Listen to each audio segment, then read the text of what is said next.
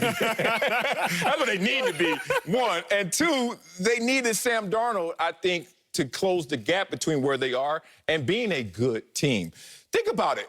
If you keep Sam Darnold and build around him and use this #2 overall pick on another position that you obviously need, then now you have plentiful resources that's going to help you go in this direction. But now you get rid of Sam Darnold, and you're saying, where's a big unknown at this position? Oh, no, we're going to draft at this position. We're going to draft the same position at this #2 overall pick. And then you're going to bet on the unknown. Let me tell whoever the unknown quarterback is. We all know who they're saying it is supposed to be. Whatever. Last season, the Jets had the second worst pass blocking offensive line. So this unknown quarterback who doesn't even know what the NFL looks like, the speed of the game, dealing with man strength, which is not the weight room. It's a whole different animal out there. You have to go out there and play behind the second worst offensive line in terms of protecting this young asset who's trying to figure this out. You look at the Jets receivers and tight ends, Saw and Reed. Because look, third fewest receptions, you like that? Third fewest receptions and receiving yards in the entire NFL. So you don't have a ton of weapons. You asked Sam Darnold to go behind that bad offensive line at times. Had him throwing the ball at times. Josh Malone, Braxton Berrios, okay, sound like a good broadcaster, but not a necessarily great receiver. And Sam Darnold was sitting there becoming a victim of his circumstances. I get it. And now it's good for Sam Darnold to leave, but you shouldn't have traded him away. You need to build around him. This offensive line would have been a start. Obviously, they addressed in free agency the wide receiver position, but still, there are too many holes on this team to fill to ask an unknown rookie to come into this position. No, they shouldn't have traded him away. That's a fair take. And in all honesty, had the Jets played their hand right, I would agree with that take. I don't think the Jets should have moved on from Sam Darnold because I don't think that rookie quarterbacks that have to play right away succeed as greatly as they could have if they would have had time to chill. Okay. However, Sal, the Jets got caught red-handed. And sometimes when you get caught red-handed, you got to make a move. You mentioned I look like I'm in a murder mystery outfit. Remember, bro, the murder mystery games where you have to figure out who the killer is and you're all coy. You can call it Clue. I played a game called Mafia. You got to figure out who the killer is. And once they identify you as the killer, Sal, you might as well make the move because you've been got. You outed. They got you. They know who you are.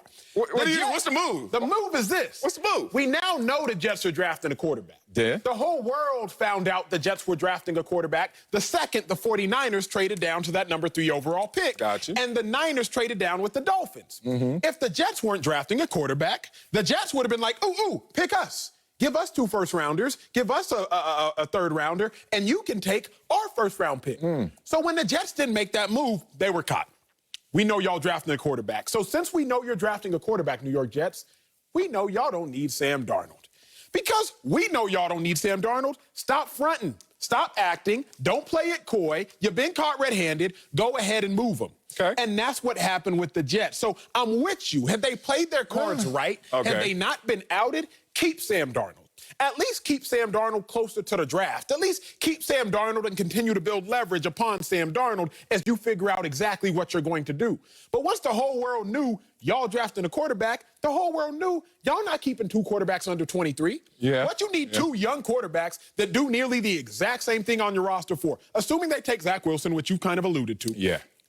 Both these QBs, young, under 23, both are mobile enough. Both can extend the plays and throw in awkward positions. Both have wiry enough arms. Both showed a lot of talent in college. What you need 2 of the same dude for? You might as well move one. Well, it's not so much about 2 of the same dude. It's like, why are you even thinking about another to throw him into this same situation to get smothered with the problems that you have? Yes, sir. Like, wherever Zach Wilson, Sam Darnold stays there, they're taking in too much water, as they would say. You know, you're out in the middle of the ocean. You remember that time you went on that vacation with the Turks and Caicos? Turks and Caicos. Yeah, you went with a friend that you didn't know, but she tried to jump in your boat. I don't understand that still, but that was the story. Point being, y'all were taking in too much water. What did you end up doing? I got on the boat. You took care of you, right? Facts. Why are the Jets taking care of themselves? Why are they like, you know what? Let's get rid of Sam Darnold, replace him with somebody who's an unknown, chances of him being better, slim to none, 23rd ranked rushing attack, 2nd worst offensive line, 3rd worst in receiving and tight end yardage.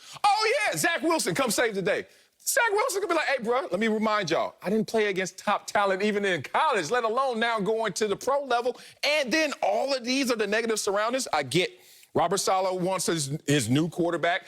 And Joe Douglas is like, I ain't draft Sam Darnold, so he's not my guy either. But loyalty aside, brother, or lack of loyalty, you got to do what's right for this team, not just that one position. But I guess the real question we're answering, or asking rather, is did the Jets need to draft Zach Wilson?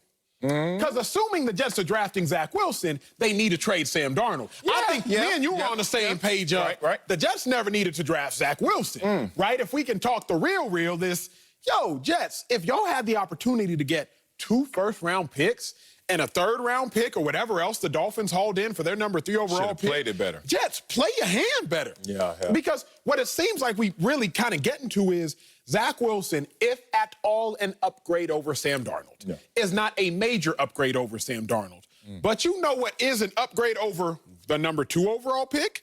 2 future first-round picks and a 12 overall pick. So assuming the Jets are drafting a quarterback, I do think they move on from Sam Darnold because I don't want, if you're going to draft a young quarterback and you already have a quarterback on the roster, a solid one, you want him to teach him, learn from under his wings. Aaron Rodgers learned from Brett Favre. Patrick Mahomes learned from Alex Smith. Jordan Love learned from Aaron Rodgers. Lamar Jackson learned from Joe Flacco.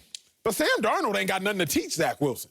So it's really just the blind leading the blind. So assuming, they are drafting Zach Wilson, then yes, trade Sam Darnold. The kicker for me is they shouldn't have never drafted Zach Wilson, should have kept Sam Darnold. Yeah, it's crazy. I mean, this is going to be the 12th starting quarterback, assuming it's Zach Wilson, in the last 10 years for the Jets. Like, this carousel, it just takes me back to junior high.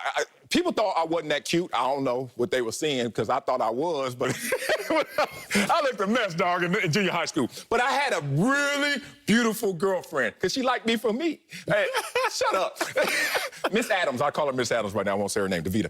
Davita Adams, right? So in junior high school, I was so proud because she was my girlfriend. Then I get to high school, and everybody from every neighborhood is at this school, right? So my ugly ranking got even lower because this dude's married, right? Saturated. The market got saturated. Right, it got saturated. And then, week 1, I had my eyes on somebody. Beautiful.